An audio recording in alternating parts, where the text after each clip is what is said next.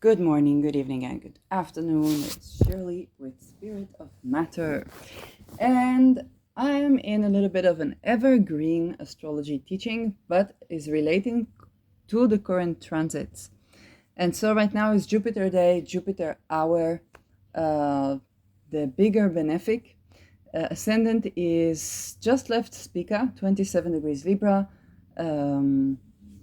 So what I want to talk about is how to analyze the first degrees an outer planet does in a sign. So the ingress we have right now, Pluto in Aquarius, Neptune that's going to go into tropical Aries, Uranus in 2 years going to go into tropical Gemini.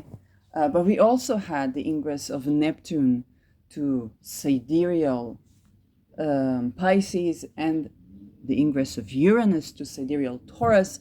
So we are having a lot of ingresses, okay? And even when a planet goes retrograde on the very first degrees of a new sign, tropical or sidereal, what we are going to see is that it's going to accentuate on the planets that have recently been there before and those events. And you're going to see that as events coming up from years that are relevant to those, or months that are relevant to those ingresses. So with Pluto in Capricorn, with Pluto in Aquarius, and later Capricorn, what I invite you to think about is, when was the last time, let's say, Saturn was here? Okay, what years was Saturn in those degrees? And we know 2019 that we had the beginning, okay, of Saturn moving on the degrees that Pluto will move again in Capricorn, tropical, and then for the whole 2020, 2021, we're going to be having 2022, even we're going to be having the Saturn in Aquarius. So what an outer planet will do is would take these events and stretch out. It's like a movie. Okay, and how's the movie made? Basically, before we began to record the way we do now digitally, we would record on film. And on film, you take shots, okay, a couple of shots, and with the same interval, and then when you screen the film, you basically turn the film at a certain speed where you get to see a motion picture. You don't see the intervals of the picture. So it's a blinking screen. And what a Pluto transit does is basically slow down. If you think about time, it slows down and zeroes in. So you get more time to see every shot, zeroes in on the details. Because if you just go and watch a scene in a movie, and so much is taken to portray a scene in a movie. Yeah, when I was doing a short film in high school, I had my editor that was doing the job where you make sure that every single detail in the room, I'm just laughing at my messy room and how impossible would that be now, but you make sure that every single detail in the room, in the visible shot, is in the correct place. Because when you film, you are taking, you film, and then people go, one person goes to the bathroom, one person drinks, and so on. Things get messy. And so when you watch a film, you don't see all the details. What an outer planet does at the first degrees of a sign in particular is to take these times, okay, take that film and pause on every shot. So you get to see those things that you weren't absorbing previously. Now, Even still, it's not just the function of time, but it's also the function of focus and perspective. And that is what the outer planet would do, is basically get you to focus on that frame from within the perspective of that outer planet. Okay, and the space of the room is the sign. And now, right now, take for example Pluto.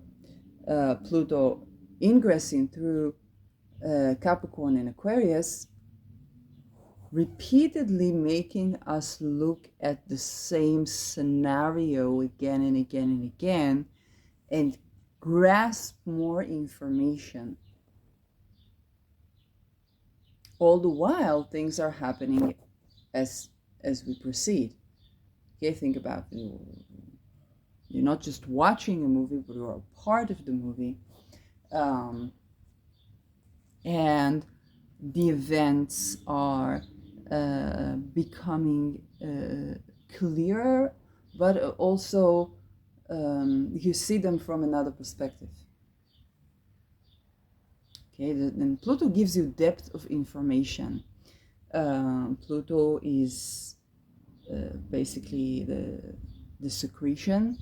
It is it's also the secretion of time, what you throw in the trash, the recycle, the compost, the cell regeneration, rejuvenation, the taboo, the hidden wealth,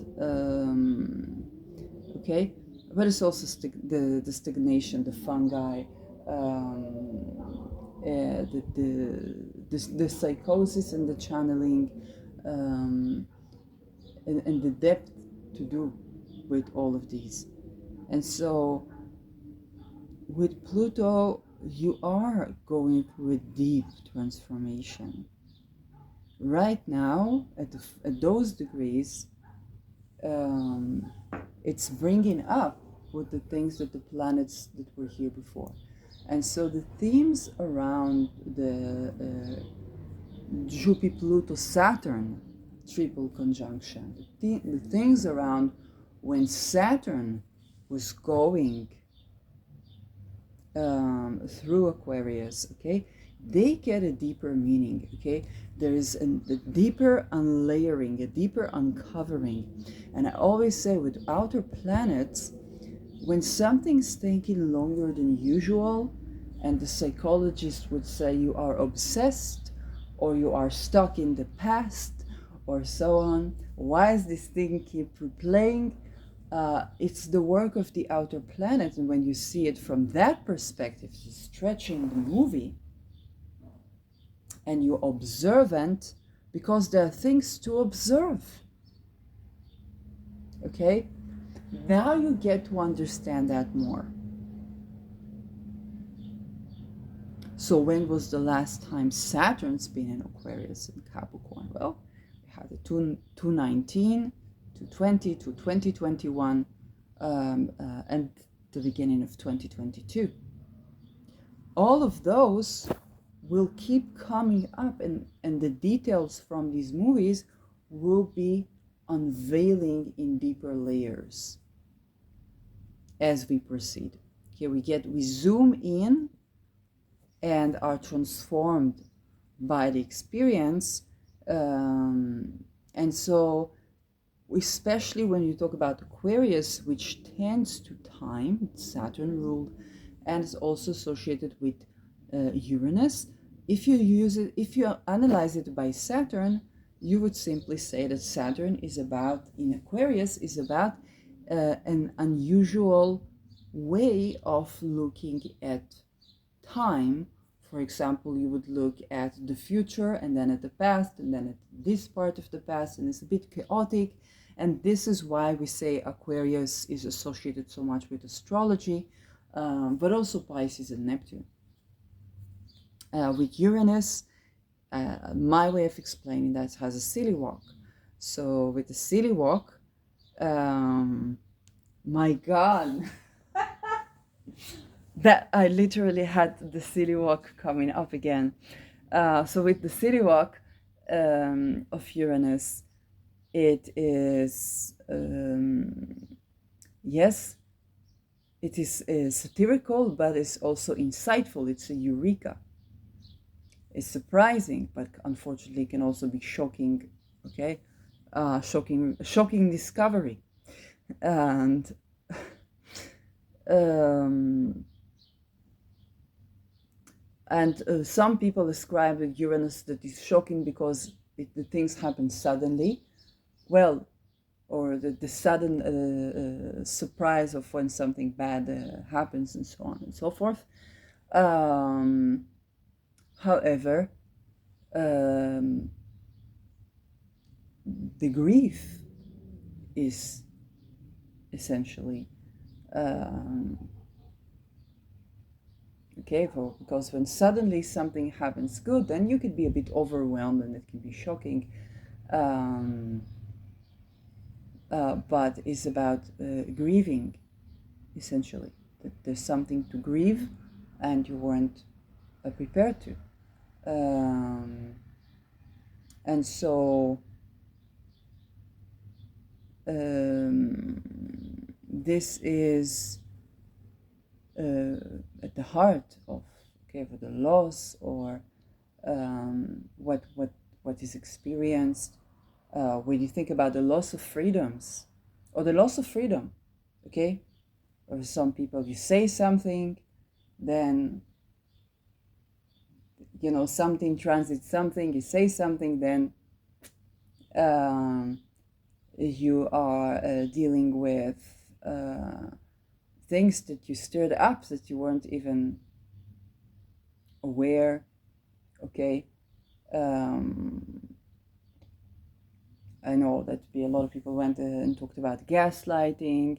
And I think gaslighting talk about our intimate relationships or bad dates we have, but it's like, that's the government. That's those who fund the government. And their hidden pyramidic structures and decentralized structures. And we just say, we don't like that.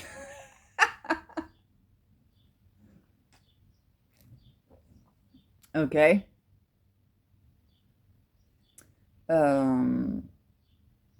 So what Pluto is going to be doing is steering up those transits in those years, and this coincide with eclipses and the nodes. When were the nodes there? If you think about Jupiter, when was Jupiter? And Jupiter, for Pluto, it was the same as Saturn.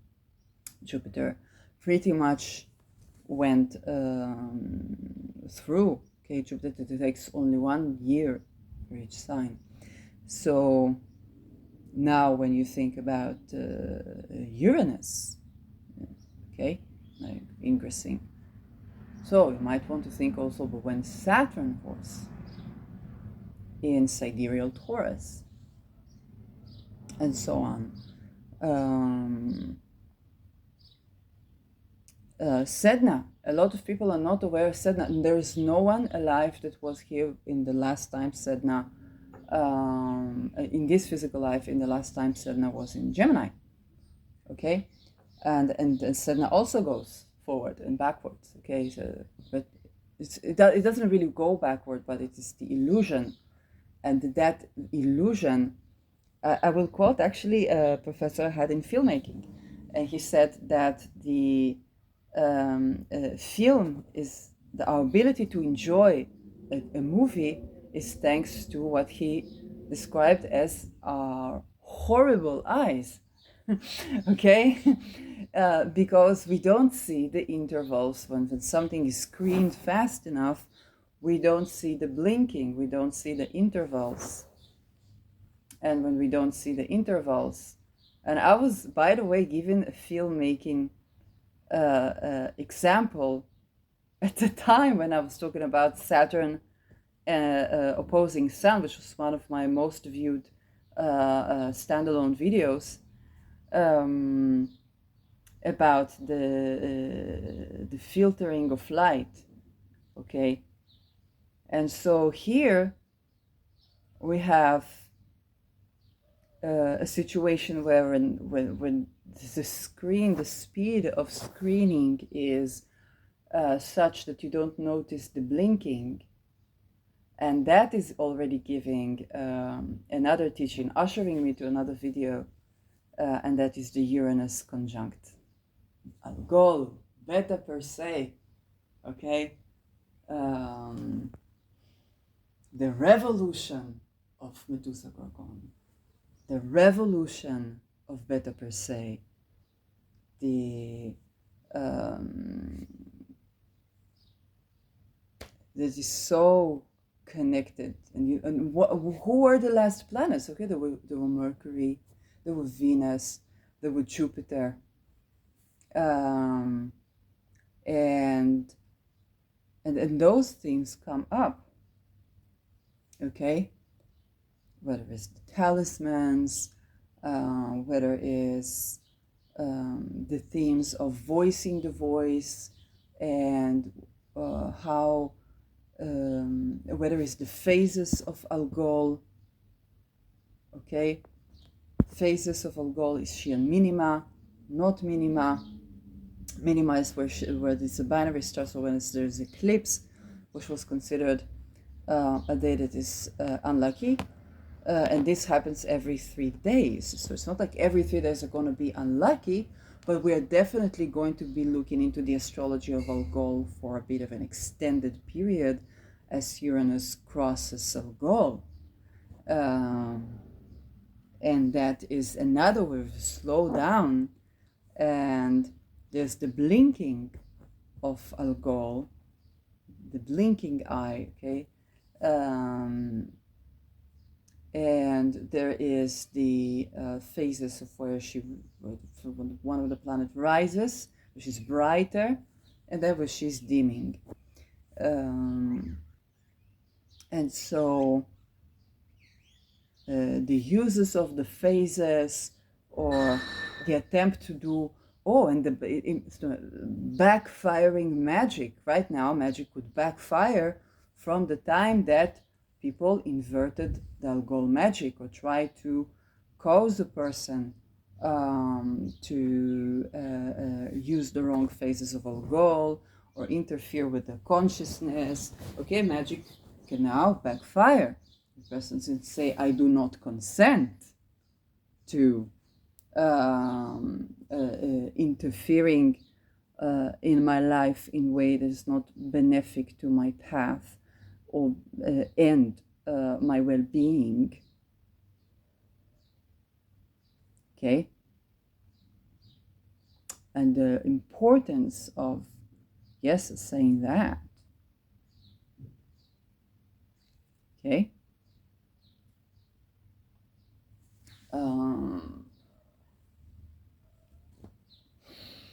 This is a time where for the use of magic that is inappropriate to well-being, to willing consent, to then the natural fertility that comes with those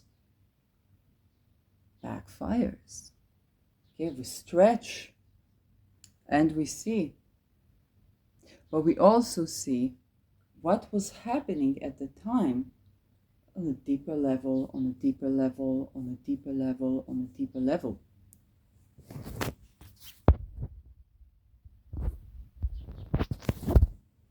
And this is